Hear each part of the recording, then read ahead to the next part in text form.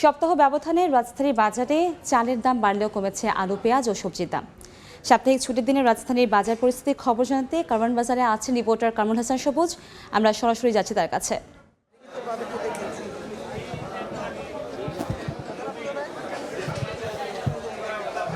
হ্যাঁ, আমরা এই যে রাজধানীর বাজারে যে চালের বাজারের দিয়ে আমরা যদি শুরু করি তাহলে আমরা বলতে পারি যে গতকালকে গভর্নর জানিয়েছেন আসলে মূল্যস্ফীতি কমাতে চান, দৃঢ় পদক্ষেপ নিতে চান, কিন্তু সেখান থেকে আজকে আমরা সকালে চালের বাজারে এসেই জেনেছি আসলে দাম বৃদ্ধির খবর পেয়েছি। আসলে কেজিতে 2-3 টাকা বেড়ে গেছে 2-3 দিনের মধ্যে। আমরা এই মুহূর্তে রয়েছি সবজি বাজারে, তবে সবজি বাজারে কিছুটা দাম কমতির খবর রয়েছে। কেজিতে 15 টাকা 20 টাকা পর্যন্ত কমেছে সপ্তাহ ব্যবধানে, এবং সেখানে পর্যাপ্ত সরবরাহ রয়েছে সেটিকেই আসলে তারা বলছেন।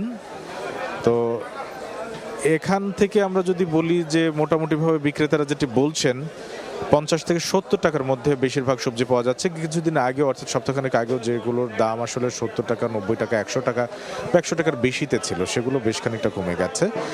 সবচেয়ে বড় খবর যেটি পেঁয়াজের বাজার অবশেষে দাম কমতির খবর মিলেছে এবং কেজিতে 10 থেকে 15 টাকা কমেছে। দেশি পেঁয়াজ এই মুহূর্তে বিক্রি হচ্ছে কারওয়ান বাজারে 105 থেকে 110 টাকায়, এবং ভারতীয় পেঁয়াজ সেটি বিক্রি হচ্ছে 80 টাকার নিচে, অর্থাৎ 78 টাকা কেজি দরে বিক্রি হচ্ছে, যেটি গত কয়েকদিন আগে বা এক সপ্তাহ আগেও বিক্রি হয়েছে 90 টাকার উপরে। আলুর দামও বেশ খানিকটা কমেছে এবং কমছে।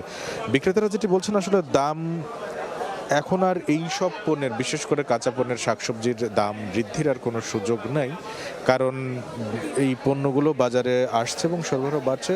তো সবভাবে যেটি বলা যায় মোটামুটিভাবে বাজারে সপ্তাহ ব্যবধানে স্বস্তি ফেরার একটি খবর রয়েছে, যদিও কিছুটা দাম বেড়েছে ব্রয়লার মুরগির, যেগুলো ছোট আকারের, কেজিতে 10 টাকা। তো আমার কাছে রাজধানীর বাজারে এই মুহূর্তে এই ছিল সবশেষ খবর। আমরা সরাসরি যুক্ত ছিলাম রাজধানীর কারওয়ান বাজার থেকে।